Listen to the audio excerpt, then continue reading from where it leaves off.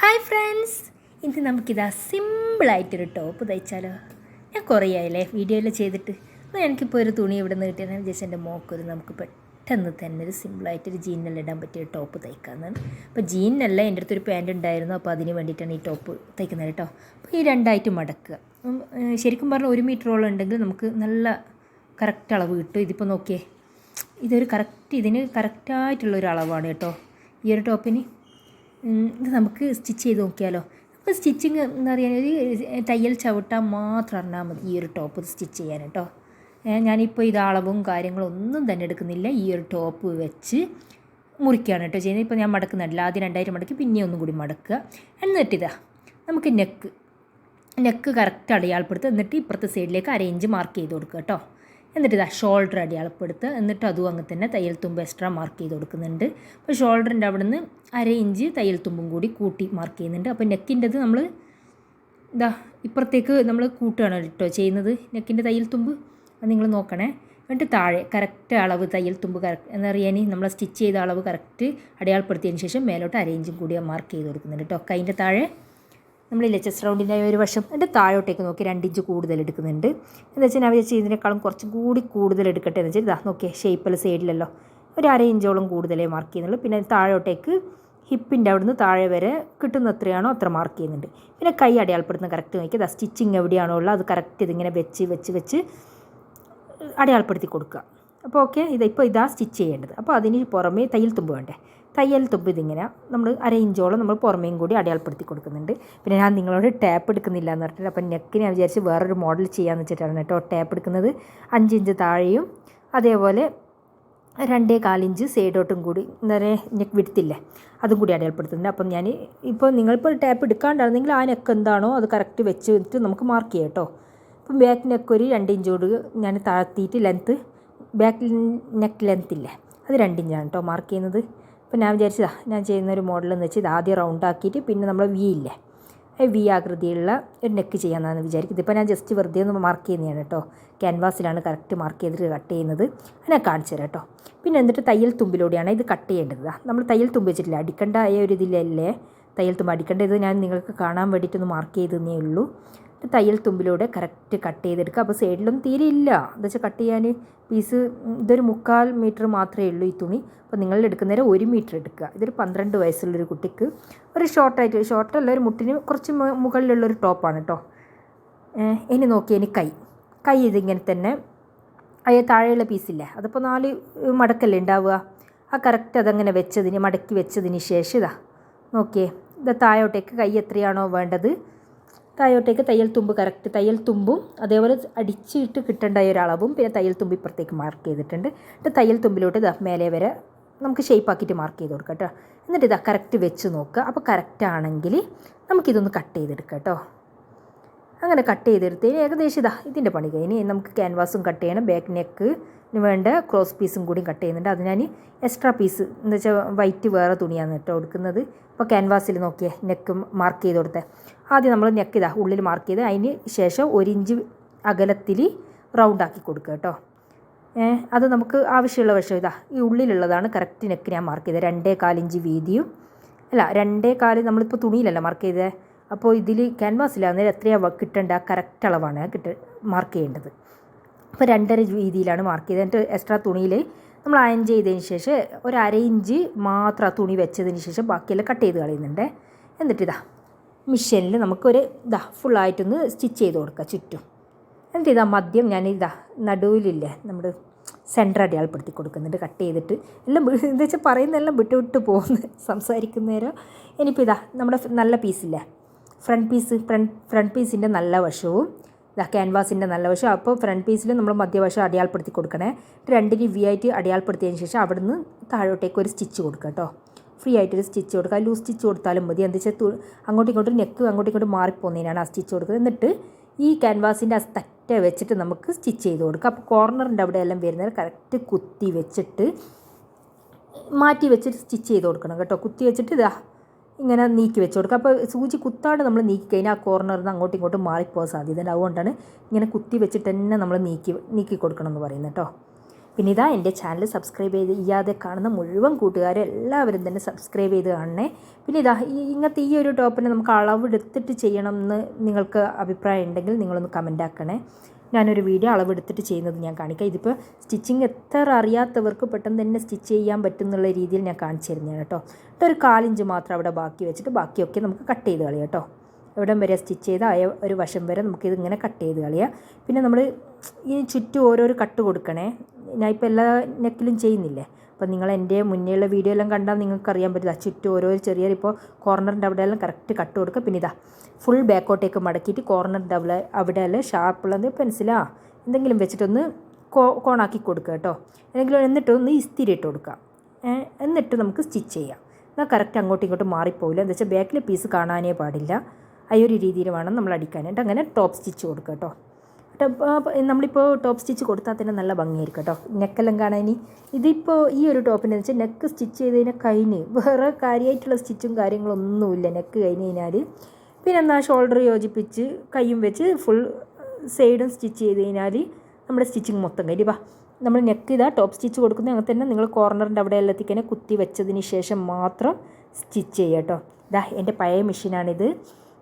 എനിക്ക് എന്താ വെച്ചാൽ എൻ്റെ വീഡിയോയിലെല്ലാം ഇപ്പോൾ എല്ലാവർക്കും മിസ് ചെയ്യുന്നുണ്ടാവും എൻ്റെ ഈ പഴയ മെഷീനെ. ആദ്യമൊക്കെ ഈ ഒരു മെഷീനിലാണ് കേട്ടോ ഞാൻ ചെയ്യൽ. എന്നിട്ട് ഞാൻ പുതിയത് കിട്ടിയാൽ പിന്നെ ഇതിന് എന്താ വെച്ചാൽ അങ്ങനെ ഞാൻ ഉപയോഗിക്കില്ല. അങ്ങനെ ഞാൻ വിചാരിച്ചെന്നാൽ പിന്നെ ഈ ഒരു മെഷീനിൽ ചെയ്യാമെന്ന് വെച്ചിട്ടാണ് ഈ മെഷീനിലേക്ക് കടന്നത്.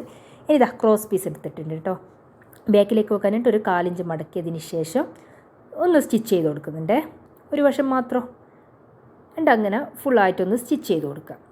എന്നിട്ട് ഇതാ ബാക്ക് പീസില്ലേ അതിൻ്റെ നല്ല വശത്തോട് ഇതാ ഈ ഒരു ക്രോസ് പീസിൻ്റെ നല്ല വശം വെക്കുക. നല്ല വശം എന്ന് വെച്ചാൽ സ്റ്റിച്ച് ചെയ്ത വശം അടിയിലും സ്റ്റിച്ച് ചെയ്യാത്ത വശം അന്നേ മേലെ വേണ്ട. അങ്ങനെ വെച്ചതിന് ശേഷം ചുറ്റും നമുക്കൊന്ന് സ്റ്റിച്ച് ചെയ്ത് കൊടുക്കാം കേട്ടോ. റൗണ്ടാക്കിയിട്ടല്ല നമ്മുടെ ഇപ്പോൾ നെക്ക് നമ്മൾ സ്റ്റിച്ച് ചെയ്ത് കൊടുക്കുക. ഒരു 1/4 ഇഞ്ച് വിടത്തിൽ. അപ്പോൾ 2.25 അല്ലേ നമ്മൾ നെക്ക് കട്ട് ചെയ്തത്. ഇപ്പോൾ 2.25 വെച്ചിട്ടാണ് കേട്ടോ ബാക്ക് നെക്ക് ഞാൻ കട്ട് ചെയ്തത് വീതി. അപ്പോൾ ഒരു 1/4 ഇഞ്ചും കൂടി 2.5 അപ്പോൾ മറ്റേ നമ്മൾ ക്യാൻവാസ് 2.5 അല്ലേ. 2.5 മീൻസ് 5 ടോട്ടൽ വരിക. അപ്പോൾ മടക്കിയിട്ട് ഒരു 2.5 അല്ലേ വരുന്നത്. അങ്ങനെയാണ് ഞാൻ പറഞ്ഞത്. എന്നിട്ട് ഇതാ ഒന്ന് പതച്ചടിച്ച് കൊടുത്തിട്ടുണ്ട്. എന്നിട്ട് ഇതാ നല്ല വശം ബാക്കിൻ്റെ നല്ല വശവും മുന്നിൻ്റെ നല്ല വശവും ഒപ്പിച്ച് വെച്ചതിന് ശേഷം ഇതാ ബാക്ക് പീസിലെ ക്രോസ് പീസില്ലേ ഇതാ ഇപ്പുറത്തേക്ക് മടക്കി കൊടുക്കുക കേട്ടോ. നമ്മുടെ മുന്നിലെ നല്ല വശത്തിലേക്ക് എന്ന് വെച്ചാൽ ഫ്രണ്ട് പീസിലേക്ക് നമുക്ക് മടക്കി കൊടുത്തതിന് ശേഷം ഒന്ന് സ്റ്റിച്ച് ചെയ്യാം.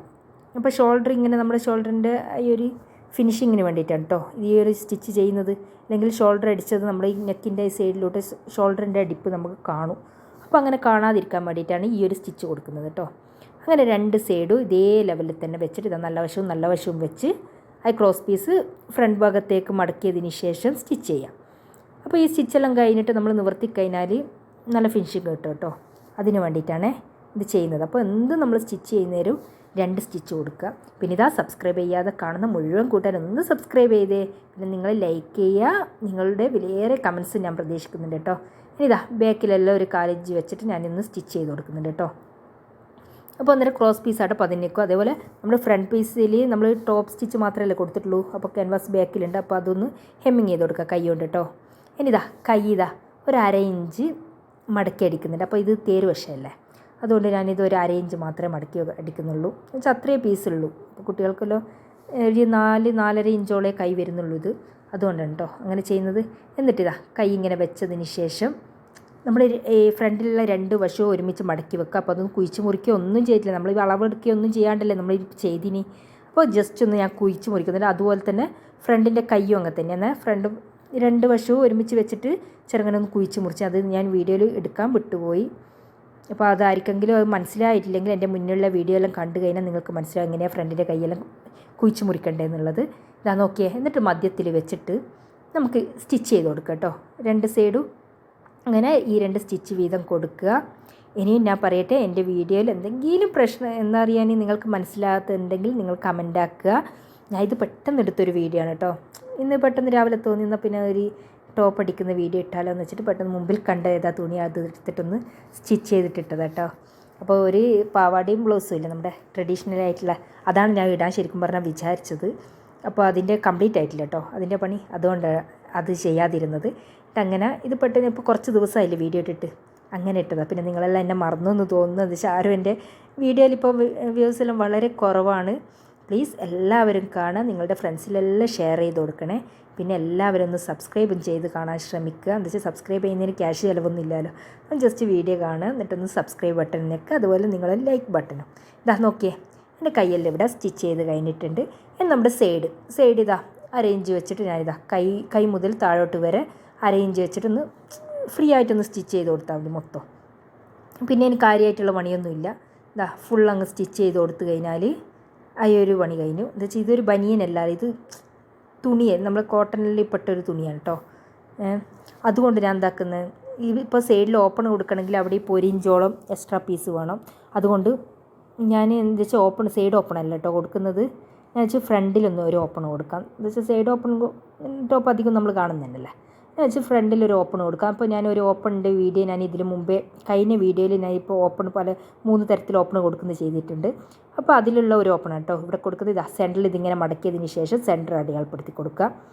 എന്നിട്ടൊരു 8 ഇഞ്ച് 8.5 ഇഞ്ചോളം ഞാൻ മേലോട്ടേക്ക് അടയാളം. എന്താ വെച്ചാൽ 1 ഇഞ്ച് എന്തായാലും താഴെ നമ്മൾ മടക്കുന്നേരം വേണ്ടേ. അപ്പോൾ 7 കേട്ടോ ഓപ്പൺ വരിക.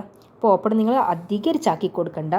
എന്ന് വെച്ചാൽ നമ്മൾ കുറച്ചൊരു ഓപ്പൺ കൊടുക്കുക. എന്താ വെച്ചാൽ മേലോട്ടേക്ക് കയറി കഴിഞ്ഞാൽ പാൻറ്റിൻ്റെ സിബ് എന്നറിയാൻ എലാസ്റ്റിക് വെയർ ഈ ഓപ്പണിലൂടെ കാണും. അതുകൊണ്ട് നമുക്ക് അത്യാവശ്യം എത്രയാണ് ഓപ്പൺ വേണ്ടത് അത് കൊടുക്കുക. എന്നിട്ട് ഇതാ 2 വശത്തും ഒരു വി കട്ട് കൊടുക്കുക. ഇത് ഞാനിപ്പോൾ മാർക്കൊന്നും ചെയ്യാതെയാണ് കേട്ടോ ഇത് ചെയ്യുന്നത്. എന്നിട്ടിതാ ഈ ഒരു സൈഡ് ഒരു 4 ഇഞ്ച് ഉള്ളോട്ടേക്ക് മടക്കി കൊടുക്കുന്നുണ്ട്. അപ്പുറത്തെ സൈഡ് കട്ട് ചെയ്ത് എടുത്തുന്നാന്നേ, കട്ട് ചെയ്ത് കൊടുത്തിട്ടില്ല, നമ്മളൊന്ന് വി കട്ട് കൊടുത്ത് അവിടുന്ന് 4 ഇഞ്ച് ഇതാ അങ്ങോട്ട് ഉള്ളിലേക്ക് മടക്കി ഇതാ ഇപ്പുറത്തെ സൈഡും 4 ഇഞ്ച് മടക്കിയിട്ടുണ്ട്. അപ്പോൾ ഈ ഒരു ഓപ്പണിങ് നിങ്ങൾക്ക് കറക്റ്റ് മനസ്സിലാണെങ്കിൽ എൻ്റെ കഴിഞ്ഞ ഇട്ട വീഡിയോ നിങ്ങളൊന്ന് കാണണേ. എന്നാൽ നിങ്ങൾക്ക് നല്ലവണ്ണം മനസ്സിലാവും ഈ ഒരു ഓപ്പൺ ചെയ്യുന്നത്. ഇതേ ഒരു പീസ് വെച്ചിട്ട് ജീൻ്റെ പീസ് വെച്ചിട്ട് ഞാൻ കേട്ടോ ചെയ്ത 1 ഇഞ്ച് വീതിയിലുള്ള ജീൻ്റെ പീസ്. അത് ഓപ്പൺ എത്രയാണോ അതിൽ നിന്ന് 1 ഇഞ്ചും കൂടി കൂടുതലാണ് കേട്ടോ ഈ ഒരു പീസ് എടുക്കുന്നത്. അപ്പോൾ 1 ഇഞ്ച് വീതിയും 8.5 അല്ല 9.5 വീതി എന്നറിയാൻ നീളമുള്ള ഒരു പീസാണ് എടുത്തിട്ടുള്ളത്. നേരെ മടക്കിയതിന് ശേഷം ഇതിൻ്റെ അടിയിൽ ഇപ്പോൾ നല്ല വശമാണ് കേട്ടോ ഇത്. ഇപ്പോൾ താഴെ നമ്മൾ മടക്കിയിട്ടില്ലേ, മടക്കി ഇതിൻ്റെ മുകളിലേക്ക് ആ മടക്കിയ വശം വെച്ചതിന് ശേഷം നമുക്കിപ്പോൾ സ്റ്റിച്ച് ചെയ്ത് കൊടുക്കാം. കറക്റ്റ് നേരെ സ്റ്റിച്ച് ചെയ്താൽ മതി കേട്ടോ. കോർണറിന് കുത്തോ ഇതൊക്കെ ഒന്നും ചെയ്യേണ്ട.